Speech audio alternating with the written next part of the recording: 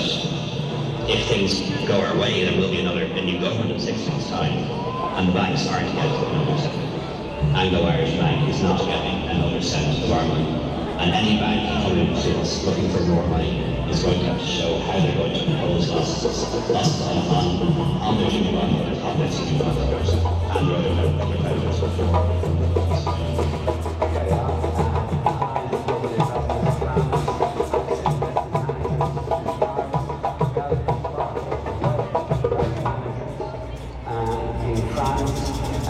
PNP, Paribas Asset Management, Carnegie Asset Management, Credit Suisse Asset Management, Deutsche Asset Management, Goldman Sachs Asset Management, ING Investment Managers, Rothschild and Company,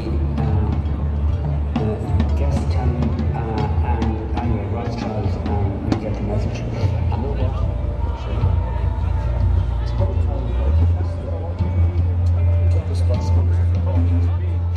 To make this election is whether our budgets are decided in Frankfurt or whether they're decided by the democratically elected population of Ireland.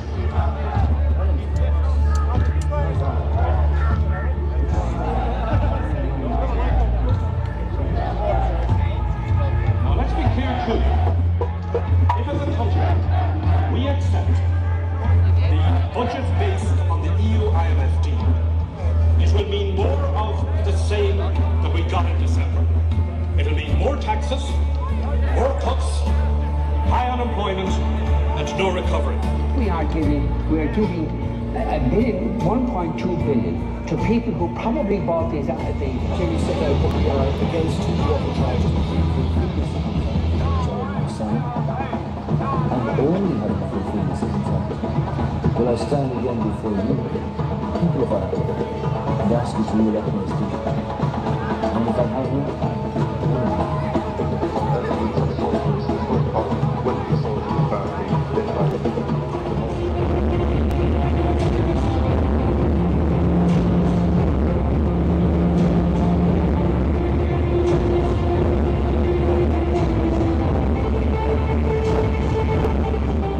Again, we've been deceived. The guys in charge should be relieved. In that field of gambling.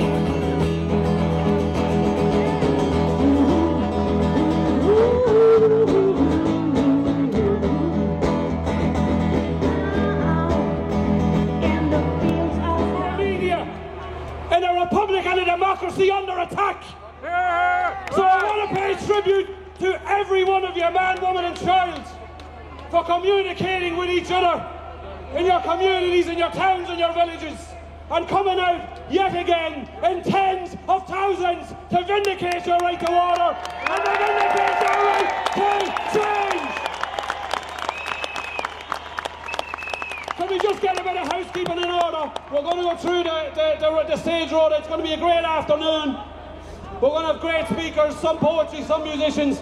Our friends over here in H&M who have been very, very cooperative with us all week. Could we just keep the steps of the store clear, clear, please? It's a fire hazard and it's very, very important if you can cooperate with that. And as I say, the staff and the management in H&M and indeed in a lot of the stores have been very, very cooperative with us this week. So thanks very much for that. We said when we started out on this journey a year and a half ago on the 11th of October 2014 that we were going to get off our knees, that the country was under attack and the attempts to privatise our water would be fought in every street in Ireland. And look in front of you today. Look in front of you all over Ireland. We're in a general election campaign, and for the first time ever we have an assembly, a mass assembly of Irish citizens in the middle of an election looking for a fair and a more equal Ireland. It's been a fantastic journey. I'm going to say more about it as the day goes on. But let's get going with the speakers. The first speaker we have is Mirren Dalton. Mirren is a trade union activist with mandate. Stroke, he could live to 60 years of age. At the moment his lifespan will be 30, but because our politicians want to line the pockets of the pharmaceutical companies in this country, they won't let it on the HSE. I also want a right to work. The previous government was that they had introduced trade union legislation for collective bargaining. You've just heard the state of workers' rights and trade union regulation for collective bargaining in this state after 5 years of Labour in government. Shame on them. Now, I just want to be very clear of this. Come over here, you. Come over here, you. This lady is called Siobhan. If I shout Labour, Labour, Labour, you shout. If she shouts Labour, Labour, Labour, call an ambulance. The next speaker we have is Laura Duggan. Laura is a trade union activist. Laura is involved in Right to Water and Unite. She speaks for Unite Youth. And again, Laura wants to make an appeal here to the young people of Ireland. The young people of Ireland, it's your country we are fighting for here. And Laura wants to talk to them. I have absolutely no idea how I'm supposed to follow the previous speaker. This is unreal to see the crowd from up here. I can't believe it. Just to be a part of this. Right. You don't need me to tell you why you're marching, but it's not just about water anymore. To be honest, the question I suppose is, was it ever really just about that? Or is it the straw that's broken the camel's back? So I'm going to tell you a bit about why I've bothered to show up. Ireland has the youngest population in Europe. That means the over 30s are the majority. Now, I know that might be stretching the definition of youth for those of you who are 18, but yeah, we're part of the same group. It's our country, and we've been told from day one that we don't care, that we're too apathetic to give a fuck about our economy. It's a new kind of economics and a new kind of politics. No way! We want pay! No way! We want pay! Of course, the campaign began, and everybody in this room is very, very aware of it. The campaign began in the communities and on the streets, out of anger and resistance to the installation of water meters in communities all around Ireland, and that should never be forgotten. Where the genesis of this campaign is, it's in the streets, it's in the homes, and it's in the communities.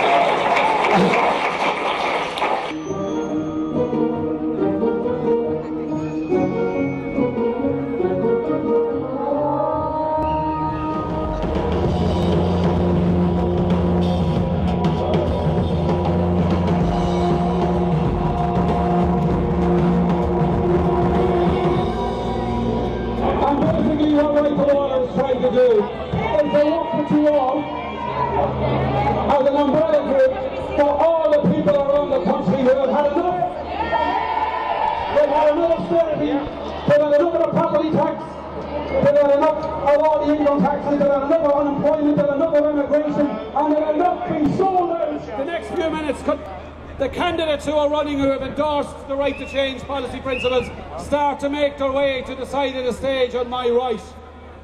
Please, we'll be coming to them in a few minutes.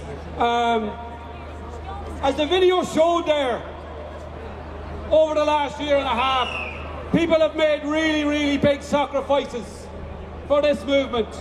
It's just over a year since 4 meet-up protesters were jailed for defending the rights of their communities not to have water meters installed for water they already pay for.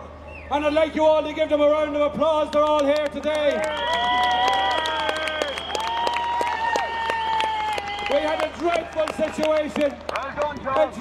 situation where a community in Jobstown in West Dublin was vilified by the political establishment and the national media for a protest.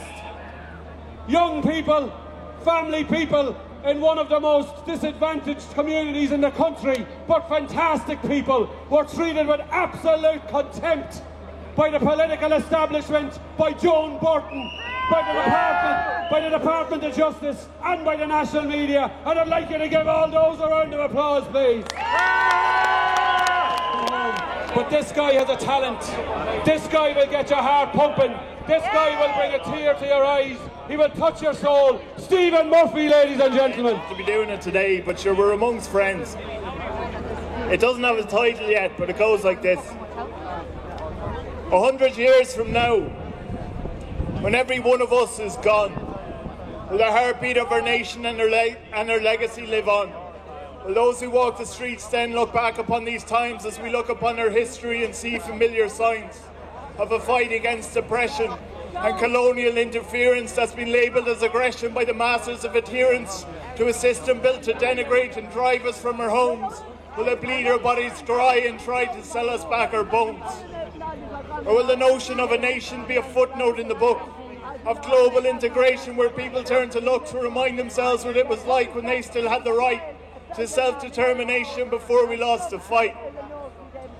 But as they eulogise all those who died, intent on looking back, in our independent paper, who were quick to then attack those who led the rising, who rose to free the state, they let our leaders fight like children and call it a debate. But a month from now, we'll gather, and the world will turn to see how Ireland marks those 100 years since men fought to be free.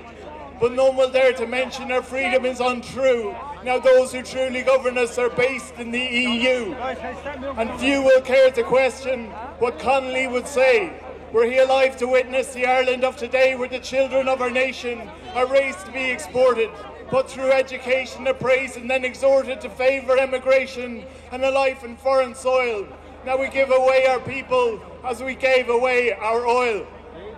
But I've read the proclamation and have come to understand that when they spoke about the cause and prayed that none who served the land would dishonour it by cowardice, inhumanity and rapine, our ministers and government now take those words to mean that dishonour means to honour and to serve means to betray. Now they privatise our nation just to sell it all away. But a week from now, we'll stand behind a ballot booth and pen, and the media will tell us all to vote back in again.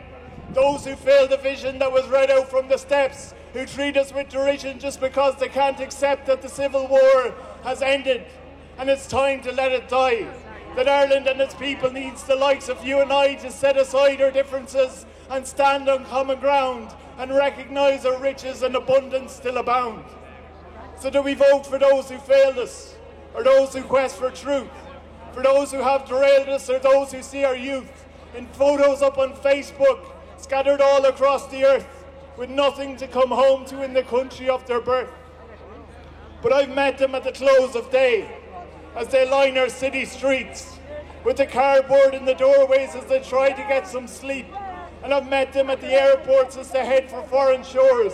And I've met them at the courtrooms, and I've met them behind doors, and I've met them at the funerals of those who couldn't see, a way to quell the demons of their own austerity. But for everyone I met, I know there's millions more the same, who are suffering from this theft that's called austerity by name. But this isn't just in Ireland. It's a major global coup where the masses have been conned to fund the profits of the few. And the hope to which I cling to, the glimmer of a light, is that it's just before the dawn that comes the darkest of the night. And when our battle's over, I just want to tell my son that I stood beside my people as we fought the fight and won.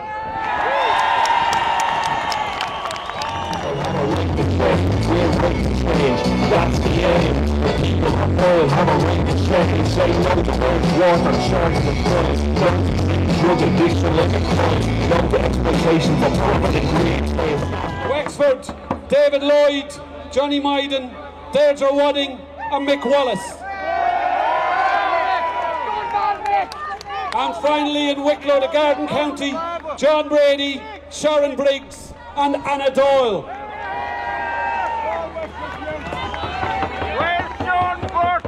Come up here, Deirdre Wadding. Never mind down there with your bow on. Get up here.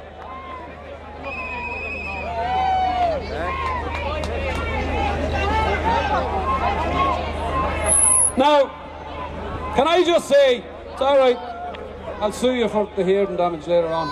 Can I just say, we have deliberately, and I know this is difficult for politicians, I decided not to run so I can say this, we have deliberately not allowed them speak today. It's very difficult for you guys. very difficult. Sharon, you won't be able to do it, Sharon. It's very, very difficult. But it's very important. There are very important points to be made here today. Because you're looking in front of you at the representatives of 106 candidates in 40 constituencies who share your vision of a new republic, who share your vision of an egalitarian state that's fighting neoliberalism, that's fighting Gumbean banks, and that's fighting back on your behalf. You are not seeing on the stage today any so-called concerned citizens who are actually Gumbean bankers, bailed out by you, pulling political stunts to keep the class that has kept us on our knees in power. They're not up here today. So can you get out in the next 6 days? Walk your shoes bare and make sure in the name of Jesus, when we wake up next Saturday morning, we have a country and we have candidates going into Leinster House that will do the spirit of Conley and Pearse, McDonough, Clark, McNeil and Boyd.